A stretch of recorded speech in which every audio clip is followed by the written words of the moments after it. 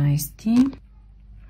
Това пише, че е база. За първи път да виждам. Всъщност не съм се интересувала, но да, явно се слага първо тази база и след това спиралата. То не знам дали се вижда, не се вижда. Ето е четката. Права е. 18. Хора, това за 18 е уникално. Аз по принцип не се гримирам и сенки не съм си слагала скоро, но това е много, много яко. Цветовете са супер.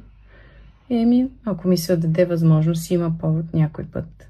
Много яко. 20. Ама и пак ще е някакво червилце, така малко го скъси. О, боже. Аз това не знам как се отваря, толкова съм зле. Чакайте. Да, уникално е. Много е яко, обаче цвета пак е не моят. 20, малко останаха. Още едно околоочно кремче. Супер много яко. 21. 21. Едно тонерче. Хидратиращо с розова вода. 22 и гледайте за 24 е най-голяма кутийката. Сега ще видим. Едно тонерче, само че е друг вид. Ще се мажеме. Супер. Ето. Сега.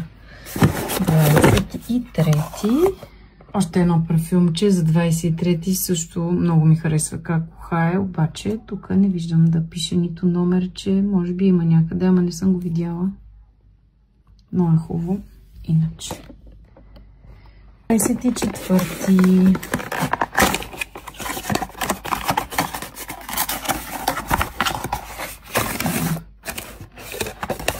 Тук тежката артилерия. Много яко изглежда.